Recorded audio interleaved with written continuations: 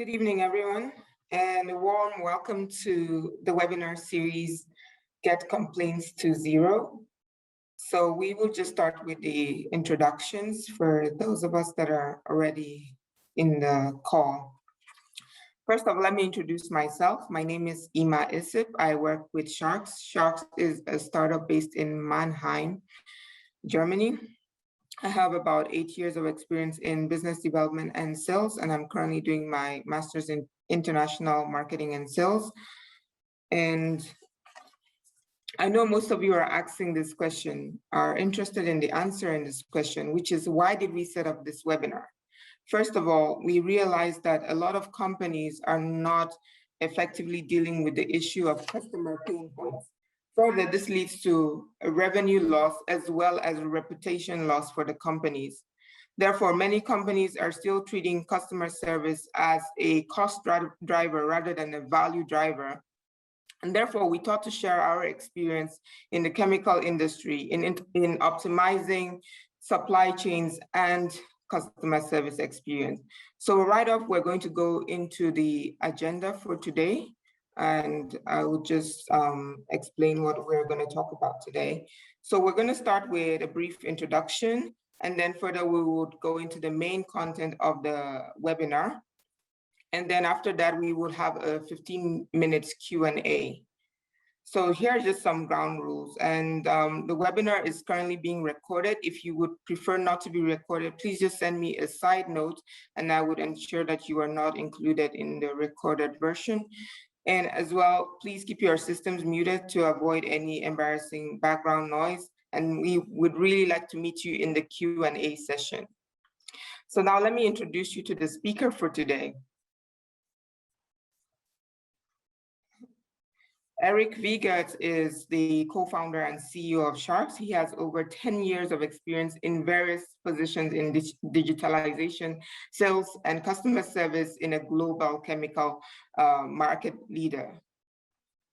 So now I'm going to hand over to Erik Wiegert to take the stage. Thank you very much for joining us today, and we really look forward to what you have to offer us today. Perfect. Thanks a lot, Ima. I really appreciate to be part of the session today. As you have said, I was working in the field of digitalization of BASF, that's behind this global chemical market leader. In one of my last positions, I was supporting customer service and sales teams on their digital journey in a specific business unit. And once we introduced customer surveys according to the Net Promoter System methodology, and when we received the first feedback, I was really surprised by what the customers are complaining about. Topics like, I'm not informed about the late delivery, or my documents are missing again and again, came up on a very frequent basis. But coming from digitalization, I was sure that there must be a scalable solution to those problems, because every company really strives for happy customers. So let me introduce you to an example of a colleague of mine. Her name is Sally. Sally was a former colleague in customer service. She works in B2B corporate, is responsible for around 30 to 40 customers, and really takes care of all of the expectations and wishes of her customers. She really likes her job because she's making customers happy, and that is really motivating her. But unfortunately, in a lot of cases, her daily work looks like this. She finds herself being kind of a firefighter. Not only that the customers are calling and asking, where's my delivery, which was promised for today, but also she sometimes feels left alone from the other units in her organization, be it warehousing, be it the purchase department, or supply chain. She is the single point of contact for her customers, but in most cases, of course, not the reason for upcoming issues. And when I saw this, I was thinking, what is needed to make the life easier for Sally, and thus, of course, also better for her customers. So Sally has the following issues.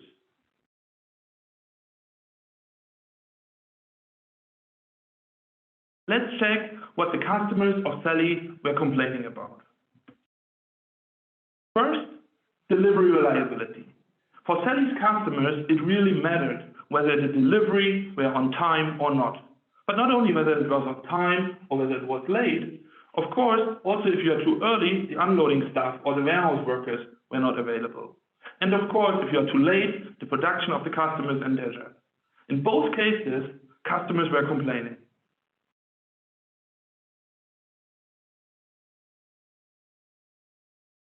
Besides delivery reliability, customers need the right quantity at the right time. In case of production issues, Sally got informed typically far too late to take any action on keeping the promised quantity. And even for quality-related topics, customers had specific demands. And even if they were part of the contract agreement, it is really hard for Sally to keep every single expectation of her customers in mind. Remember, she had to deal with 30 to 40 customers in the same time. This brings me to the next aspect, which was handled by my former customer service colleagues. Of course, we can keep all the aspects in mind for our key customers, was a frequent statement. There are just a couple of them, and we are in regular contact with our key accounts, so we are aware of what's going on there. But what happens with the small and the mid-sized customers? They are typically falling off the table really fast because the customer service officers cannot keep every single expectation in mind. It's simply not possible. Some customers have a delivery tolerance of ±7 days. We saw that at BASF when we were shipping from Europe to South America. Customers knew that there could happen something in between, so they were accepting this delay or early delivery up to a specific tolerance. Whereas some other customers from Europe do expect a delivery on the exact date and on the exact promised time. So personalized customer expectations are driving the complexity in customer service tremendously. But there are two main reasons why customers are at the end really complaining. Brands must be accurate, dependable, and provide the service they guarantee. Research has shown a direct link between a successful customer experience management and a successful business. So the opportunity for each business lies in the ability to deliver what you promised and to surprise your customers with extra care, support, and specifically with proactivity. And even if you can't deliver on your promises, make sure that you communicate with your customers. I have experienced that in a lot of cases, customers do understand if you tell them. They know that issues can happen. Even in their plant, issues happen every day. So if you tell them early enough, there's room for mitigation actions, even and also on their side. But how can you do it? And how did we help Sally? In B2B organizations, customer satisfaction is often and typically a highly manual process. The amount of data available and creating interfaces for data exchange is costly and time-consuming. There are two main challenges. The first one is finding the right data points, analyzing them, and taking action. And the second one, once you have figured out the first solution, is to do it at scale throughout the whole customer journey and continuously. So let me explain you how we did it for Sally. Because together with Sally, we've been exactly in this situation. But with the IT background, I was sure that there must be a solution to this problem. There's tons of information, be it internal data or external information, and if you tackle it right, you will be able to overcome the information silos. So let me show you how we did it. First, we've asked ourselves, what do we already know? And we did it just for 2 or 3 customers, so really for a really small size of customers. We checked visit reports from the CRM system, customer complaints from the quality management system, and as I already said before, customer surveys. Typically, you send them out once a year, maybe every 3 years, but there is some data already available. And especially visit reports and complaints are typically only relevant for a couple of weeks, and afterwards, they stay like a dead digital body in the systems forever without any use. And that's wrong. This is what you need to change. Make use of it, because we have experienced how valuable the insights, even after a longer period of time, are still there and how important these insights are to understand what your customers really expect. So gather general information about the relationship with your customers. We found out that there are really specific customer expectations. Coming back to the personalization and the personalized expectation. The first customer was saying, he expects delivery 2 weeks after order entry. This is what we got out of one visit report. No unloading on the weekend, no unloading on Saturday and Sunday. And he needs the following product condition for a smooth production. Even if we deliver in spec, so in the agreed condition, he will say, I need it exactly like this to not change my formulas, to run a smooth production. This is what we got out of the complaints and out of the visit report, manually at that time. For the second customer, as I already said, there was a delivery tolerance of 7 days due to safety stock and due to the know-how about the route and the expectation. It was also quite obvious directly that he uses our products for food production. So we could assume what else does he need in terms of product information, in terms of handling documents, and so on and so forth. And you know what? Also in the visit report, we found that our contact partner, our purchasing manager at the customer, she was just working half-time. So she was only available in the morning before lunch, more or less. And of course, if you try to send her a note, if you try to reach out to her in the afternoon, that would already annoy her because the first thing she sees in the morning is that you did not keep in mind that she's only working part-time. So I mean, this also shows what we can already get out of this general information, make use of data which you already have. But that's only one step. Once you do this, you will see and identify on a high level inconsistencies. Because when we check the data in different systems, we also thought that we found these kind of inconsistencies. Once the customer was complaining of the 3-day delay, and at another time, already after a couple of hours. So how could this be? Make sure that you find these inconsistencies on the let's say on this high level, because those we will need to go on a more detailed level and to really figure out what is the personalized expectation. With deeper and more detail, I mean the third step in this data digging process. We've mapped transactional data to the feedback, to the complaint, and to the visit report. We've added deliveries and orders, which were the basis for customer feedback. And by this, we figured out much more. Not only that on a detailed level, there was nearly none inconsistency anymore, because the 3-day delay complaint was for a different product than the other one. Once you map the transactional data from your ERP system, you will be able to see the reasons for missing customer expectations. Was it the plant? Was it the product? The customer location, so the ship-to address? Maybe the carrier? The date when the customer ordered? Or was there somehow something wrong with the warehouse? Or maybe even a combination of all of those. Try to find some patterns based on the historical information. Once you find the patterns out of the historical information, you will be able to put yourself or your customer service team into the driver's seat. Because this is what happened also to Sally. By looking on actual deliveries and orders, we were able to identify whether similar patterns apply for the on-time or delayed deliveries from the past. We combined this with the personalized tolerance levels of customers and achieved a very, very detailed picture. This picture helps Sally to identify missing customer expectations proactively and to trigger mitigation actions before the customer even recognized it.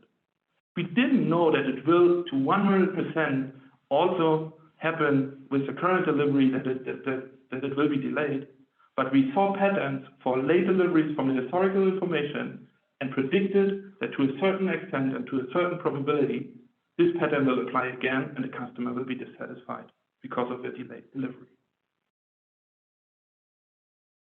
These steps enabled Sally for, in this case, as we did it manually, for her 2 to 3 customers to monitor the transactions combine it with the personalized expectations, and act upon issues, which would avoid bad customer experience. So let me summarize. Find the right data. It is already there in your company. Analyze it and derive an action to increase the customer experience. So on the screen, you just see, for example, a delivery notification. It's just an alert you're sending to the customer saying, hey, won't be able to meet the expected delivery date, but we inform you upfront, we take action and try to mitigate it and try to resolve the issue. Even if Sally knows this upfront, she has some possibilities to get back to her supply chain colleagues, to get back to the carrier, to get back to the warehouse, and act upon this risk of delay or risk of a bad customer experience.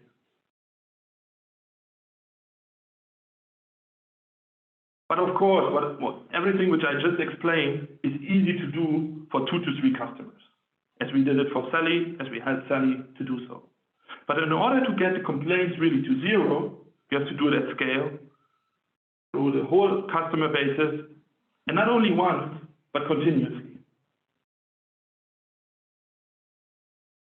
So now we're talking how we can avoid the manual effort, but find a digital possibility to do it at scale. Because only then you will be able to make your customers happy, sustainably, and as I said before, throughout the whole customer base at full scale.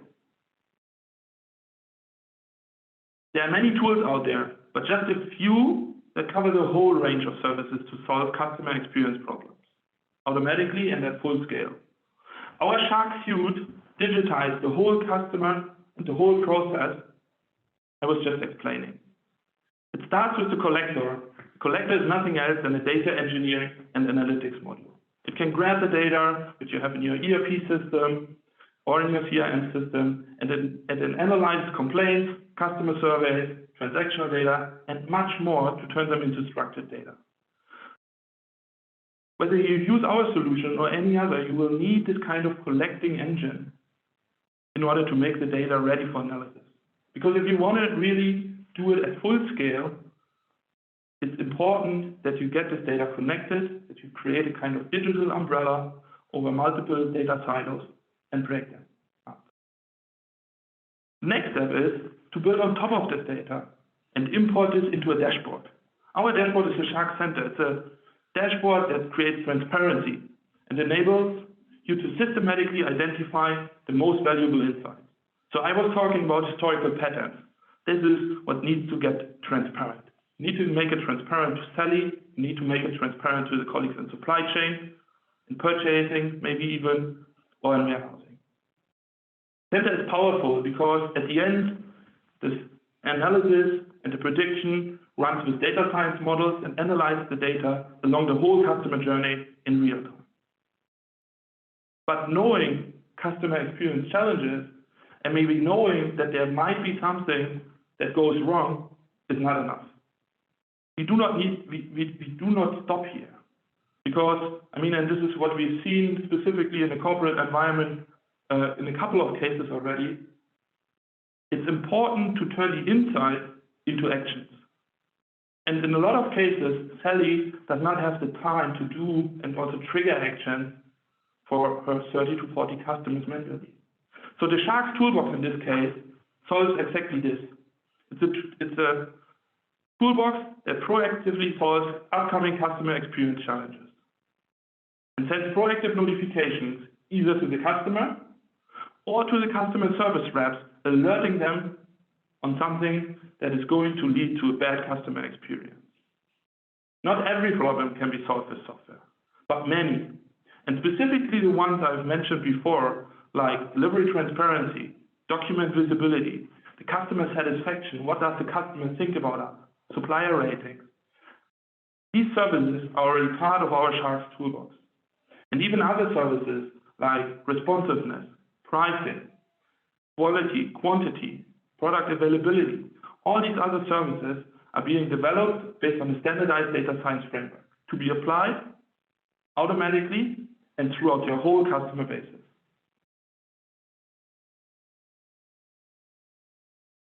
So if you find a way to digitize this process, like with this unique combination I just explained of digital services, following a structural process, you are able to reduce the customer complaints for your customer service teams to zero, because it enables them to show proactivity and keeps them aware if anything is at risk not to be delivered as promised.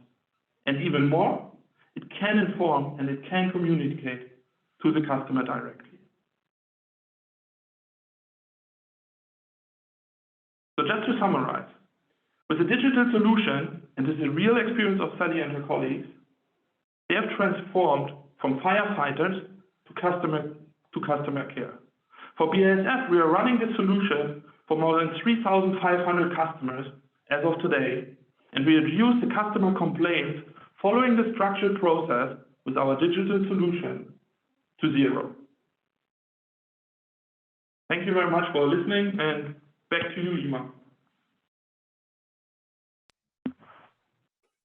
Thank you so much for this very insightful speech, and I personally learned something new from it. I guess other people have also learned one or two things. We wanted to know more about where you are dialing in from. So maybe in the chat box, you could put down the country where you are dialing from, and then we will go to the next steps.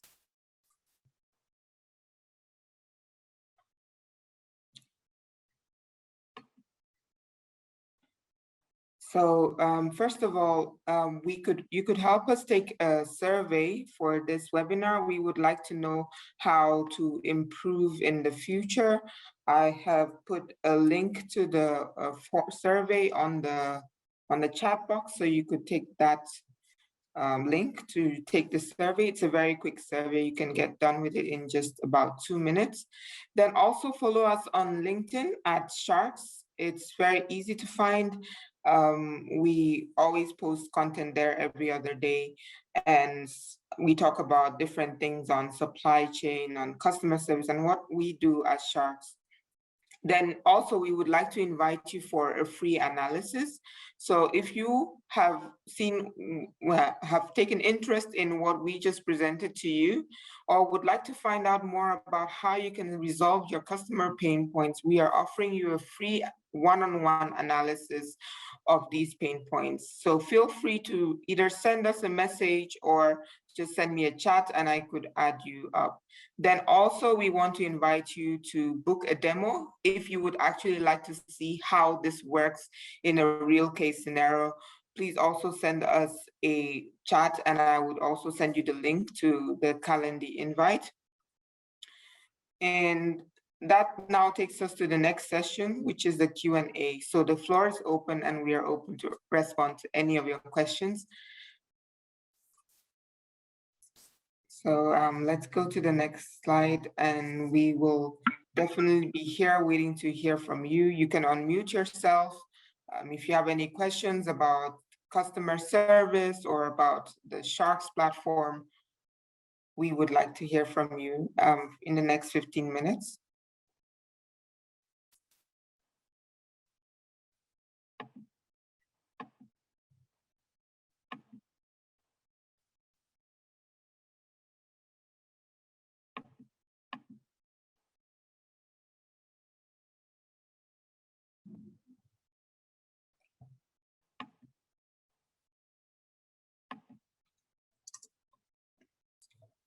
No questions, I cannot believe. I think you did a very good job in explaining everything clearly. Maybe everybody's a bit too shy. I mean, what we typically, maybe I just explain something what we typically hear from customers in the first discussion. And of course, we're talking here about. I mean, I brought up this example as we are belonging also as a spin out of BASF. Of course, we have this big background of the chemical corporate, and every time when we're talking to corporates, they're saying, "Hey, yeah, BASF, I know they have. I can imagine they have this tons of data, but this is also applicable for me." And I can assure you that, I mean, every company runs an ERP system, right? Typically, you run it on Oracle, Microsoft, or SAP, doesn't matter. and you track your deliveries, you track your production. At least you track the planned production dates, and you know at the end also how does it run through until the goods issue, for example. And this is what every company has. So there's no magic in getting additional data. And this is what I said before also. It's easy to identify the patterns also with the data you already have. And and that's one of the main, let's say, questions we always get. So maybe that breaks the ice a bit. I don't know. Yeah, so I have a question for you. What are some of the challenges you face with, for instance, organizations? They know what the pain points are. They know exactly how to get what to do to resolve these pain points, and they're actually working on it. What do you see is the extra mile, would be sort of like the extra mile in achieving their goals? Yeah, I mean, what we've seen also with outside of BASF, with a corporate in the Netherlands, that their customers are sending quite regular supplier ratings, for example. So customers are giving already feedback without even asking, without that you even have to ask for it. But it's not taken into consideration because it gets into the quality management team, and every customer has a different kind of format, and it's hard to really connect it. Some customers say, hey, I rate you from my suppliers from A to C. Some others will say, hey, I rate you from 0 to 10, from 0 to 5, from 0 to 100, whatever. I mean, there's, of course, as this is, let's say, something which they typically just send and based on their format, it's not standardized. So, and I believe that this kind of information, when you, as a company, you do not even need to ask for it. You do not need to even ask to run a survey and ask your customers. They are already sending this to you. And this is gold. You can use it. And this is what we do, for example, for this corporate. We just use it and connect it with customer survey data, with complaint data, etc., to make sure that we get a comprehensive picture. And supplier ratings, I mean, we have the same situation here at BASF in multiple divisions. So there was nothing surprising. And I'm sure that specifically in the chemical industries, it's quite common. And for those who know this, you also know that if you get a, let's say, not the best rating, but maybe a B or C rating, the customers typically ask you to come up with a mitigation plan. So if you have 30 to 40 customers and they send you regular supplier ratings, and this is just for one customer service officer, keeping in mind all these mitigation topics, of course, I mean, you won't be rated on the lowest or on the bad level from all of them, that's for sure. But just keeping in mind also with whom to follow up and with whom to satisfy and to discuss mitigation plans, I think that can be also pretty complex. And that's a challenge what we saw, and that's also a challenge which can be easily solved with a digital solution like ours.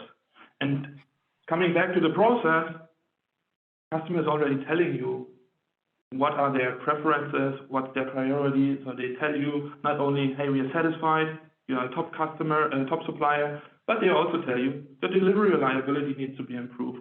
Your product quality is good, and your quantity was more or less okay in the last year.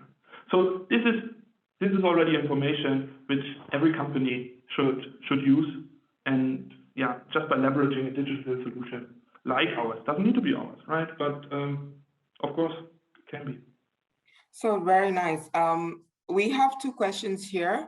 And before I take the questions, I would just like to remind you to take the survey. And also, here is my Calendly link to book a demo or an intro call. So feel free to use that link if you want to have a one-on-one session with us. So the first question is, hi, Erik, could you maybe explain me a little bit more on what is done with the outer loop information in the end? Can I also see it in my CRM system then? And how is the customer exactly informed? Is it via email? Yeah, so coming to this outer loop, I mean, I think that's a perfect question already. I mean, the outer loop, of course, when we see, for example, that there's a really a regular pattern that we have an issue with a carrier, maybe with a in combination with a certain quantity and a certain ship to location, whatever. I mean, then of course, if we see that alerts that these kind of risks to not meet customer expectations is popping up multiple times, then of course you create an outer loop action. And this is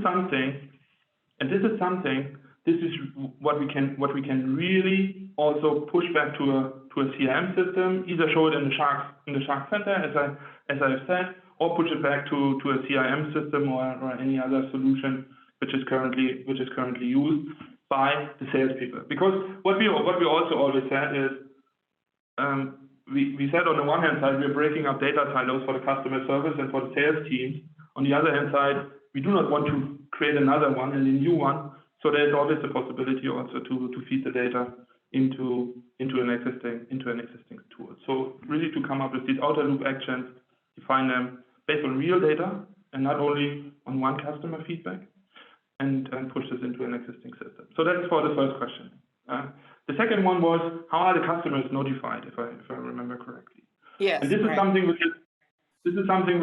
is also always a discussion point, I would say, with our users. First of all, at the moment we are offering an email notification. There's also a possibility to send it, I mean, like a text message, whatever. Some clients, some users of our Sharcx solution, they also say, hey, is there a possibility to send this message somehow into the customer system already? But of course, for us, this opens the box of Pandora, as I would say. This is definitely something which needs to be checked on demand. The standard method is to send a notification, be it via text message on your mobile phone, WhatsApp, or an email, which is the preferred way typically for the purchasing department. Correct. So the same person here it shows as Rhoda would also like to know if it would be interesting for me to know how you manage to analyze textual feedback, as for example, coming from NPS data. Yeah, so I mean, for the textual feedback, that's being done with natural language processing. There's a sentiment analysis, and we typically analyze what is the customer thinking, basically, what are the main aspects the customer is talking about in a positive or a negative way. And that does not only apply to NPS feedback, that also applies to complaints, that also applies to written and verbal statements in a visit report. And of course also when we have NPS feedback, we can of course also correlate it to the score. I mean, that's, I think, what anyway any NPS tool can do. The difference to our solution is, in this case, we combine it with the complaint data, we combine it with the visit reports and other existing information. Okay, thank you very much. Is there any additional question? We can just wait. You can also type it in the chat box. We'll be happy to take up your questions. We still have about 9 more minutes for the webinar. So feel free to ask questions. I have a question. Do you hear me? Yes. So on general, what would you say is the most important topic that impacts customer experience, like the single topic that is common to all your customers, that a pain point? I mean, as we are at the moment really having customers in the chemical industry, specifically as of today, topic of delivery reliability is really the hot topic. I mean, that's because that involves multiple, let's say, subcategories. It involves raw material supply. It involves also the means of transport, container availability, which is where companies are struggling to find slots also on the maritime ships, etc. And so delivery reliability throughout the whole supply chain, that's a hot topic for customer experience, at least what we see in the chemical industry today. All right. So we have one more question which they asked, can this system also handle topics that are not related to the quality of my products?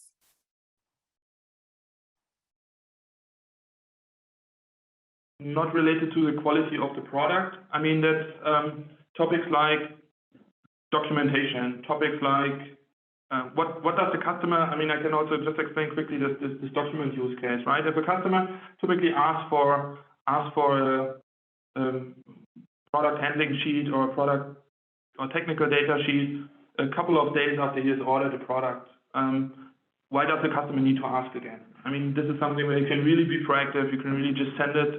We know what the customer is expecting because we knew it from we remember it from the historical touch points, basically. We just send it out when he again orders.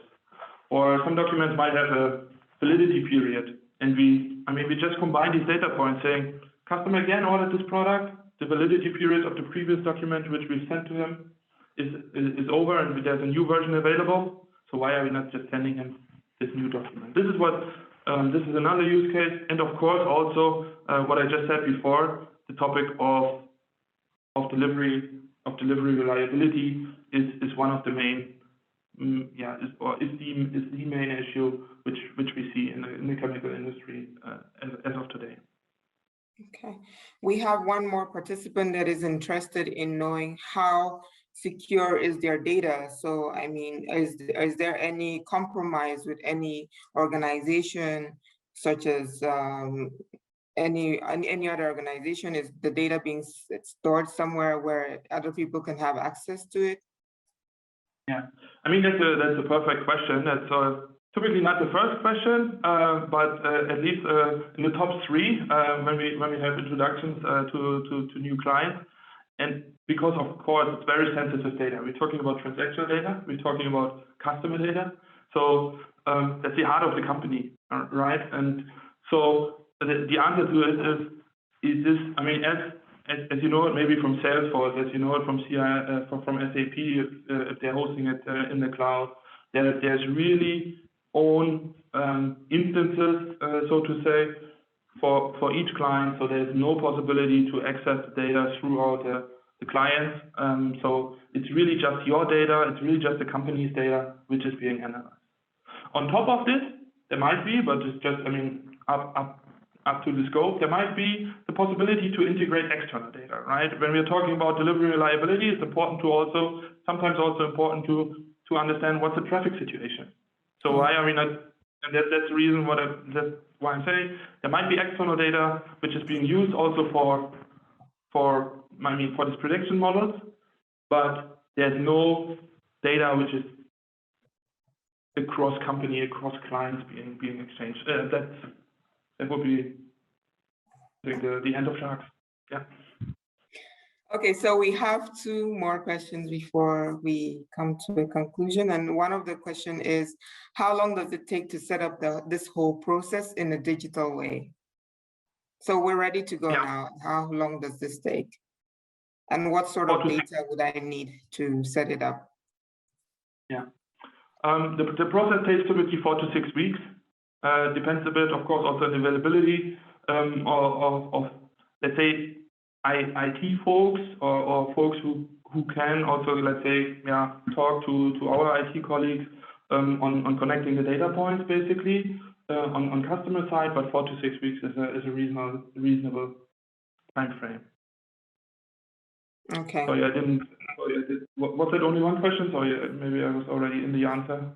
No, so the second question was, what sort of data do you need? So do you need like GPS tracking data of the company? Typically, what sort of data?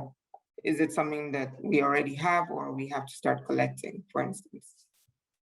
Yeah, I mean, also perfect question. I just had a call yesterday also with a Dutch company. They were also asking the same question because they just apply a GPS or tracking mechanism, tracking data until 2025 in their equipment. And what the answer was yesterday and what the answer is today, we don't need this GPS tracking because typically when you already see, at least when you get from your carriers back some historical information, even if it's 3 months later, when the good really arrives at customer's destination, we can use it for our historical pattern analysis and for our prediction. So we don't need this real-time GPS. Of course, it would be preferred because then it can be even more accurate and we can even be more precise. But typically, the accuracy is very, very professional already, also without GPS tracking data. And another challenge, anyway, with the GPS tracking is also what we discussed yesterday in this small call. Another challenge with GPS tracking is, I mean, typically it's on if you ship by a truck only, okay, GPS tracking might be possible. But if you have intermodal transports, what's quite common, I mean, also here in Europe and in the chemical industry, where you have truck and train shipments combined, or maritime even when you ship globally, then I mean the GPS tracking typically is not configured throughout the whole delivery process. So anyway, there are a lot of blind spots even when you would start with GPS tracking right from the beginning. So that's not needed. Okay, thank you very much for all these clarifications and answers.